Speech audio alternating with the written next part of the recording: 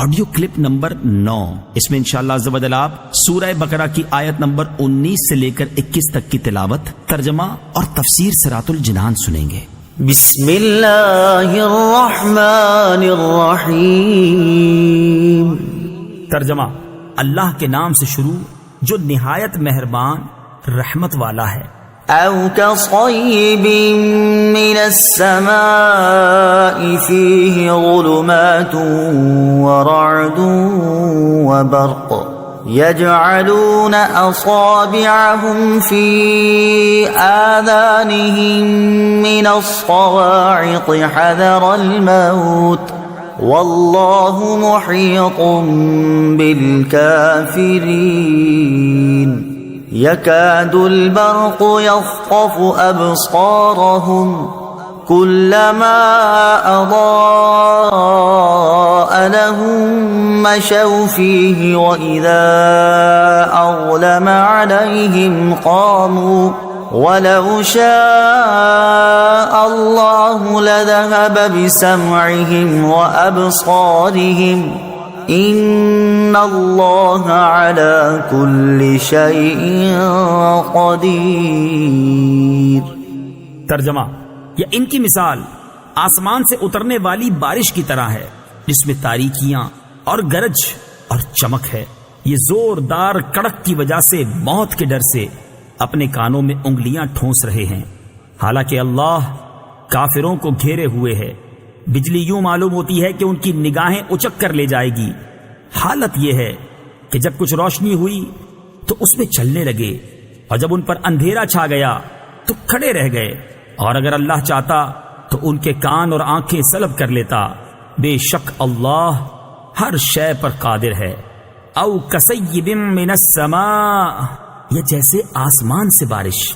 تفسیر صراط الجنان میں ہے، ہدایت کے بدلے گمراہی خریدنے والوں کی یہ دوسری مثال بیان کی گئی ہے، اور یہ ان منافقین کا حال ہے جو دل سے اسلام قبول کرنے اور نہ کرنے میں متردد رہتے تھے۔ ان کے بارے میں فرمایا کہ جس طرح اندھیری رات اور بادل و بارش کی تاریکیوں میں مسافر متحیر ہوتا ہے، جب بجلی چمکتی ہے تو کچھ چل لیتا ہے، جب اندھیرا ہوتا ہے تو کھڑا رہ جاتا ہے، اسی طرح اسلام کے غلبے اور معجزات کی روشنی اور آرام کے وقت منافق اسلام کی طرف راغب ہوتے ہیں، اور جب کوئی مشقت پیش آتی ہے تو کفر کی تاریکی میں کھڑے رہ جاتے ہیں اور اسلام سے ہٹنے لگتے ہیں۔ اور یہی مقام اپنے اور بیگانے، مخلص اور منافق کے پہچان کا ہوتا ہے۔ منافقوں کی اسی طرح کی حالت سورہ نور آیت نمبر 48 اور 49 میں بھی بیان کی گئی ہے۔ علی کل شیء قدیر، اللہ تعالی ہر شے پر قادر ہے۔ تفسیر صراط الجنان میں ہے، شے اسی کو کہتے ہیں جسے اللہ تعالیٰ چاہے اور جو مشیت یعنی چاہنے کے تحت آ سکے۔ ہر ممکن چیز شے میں داخل ہے، اور ہر شے اللہ تعالیٰ کی قدرت میں ہے، اور جو ممکن نہیں بلکہ واجب یا محال ہے اس سے اللہ تعالیٰ کے ارادے اور قدرت کا تعلق ہی نہیں ہوتا۔ جیسے اللہ تعالیٰ کی ذات و صفات واجب ہیں، اس لیے قدرت کے تحت داخل نہیں۔ مثلا یہ نہیں ہو سکتا کہ اللہ تعالیٰ چاہے تو اپنا علم ختم کر کے بے علم ہو جائے، یا معاذ اللہ جھوٹ بولے۔ یاد رہے کہ ان چیزوں کا اللہ تعالیٰ کی قدرت کے تحت نہ آنا اس کی قدرت میں نقص و کمی کی وجہ سے نہیں، بلکہ یہ ان چیزوں کا نقص ہے کہ ان میں یہ صلاحیت نہیں کہ اللہ تعالیٰ کی قدرت سے متعلق ہو سکیں۔ یا ایھا الناس اعبدوا ربکم الذی خلقکم والذین من قبلکم لعلکم تتقون۔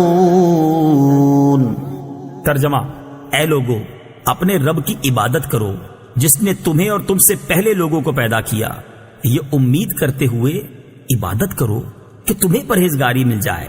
یا ایھا الناس، اے لوگو۔ تفسیر صراط الجنان میں ہے، سورہ بقرہ کے شروع میں بتایا گیا یہ کتاب متقین کی ہدایت کے لیے نازل ہوئی، پھر متقین کے اوصاف ذکر فرمائے، اس کے بعد اس سے منحرف ہونے والے فرقوں کا اور ان کے احوال کا ذکر فرمایا، تاکہ سعادت مند انسان ہدایت و تقوی کی طرف راغب ہو اور نافرمانی و بغاوت سے بچے۔ اب تقوی حاصل کرنے کا طریقہ بتایا جا رہا ہے، اور وہ طریقہ عبادت اور اطاعت الہی ہے۔ یا ایھا الناس کے ذریعے تمام انسانوں سے خطاب ہے، اور اس بات کا اشارہ ہے کہ انسانی شرافت اسی میں ہے کہ آدمی تقوی حاصل کرے اور اللہ تعالی کا بندہ بنے۔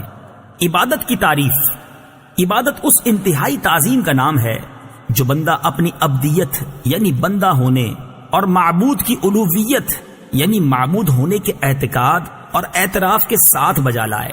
یہاں عبادت توحید اور اس کے علاوہ اپنی تمام قسموں کو شامل ہے۔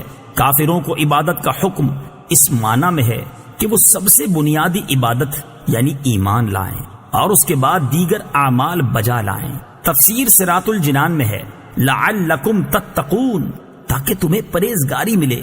اس سے معلوم ہوا کہ عبادت کا فائدہ عابد ہی کو ملتا ہے، جبکہ اللہ تعالیٰ اس سے پاک ہے کہ اس کو عبادت یا اور کسی چیز سے نفع حاصل ہو۔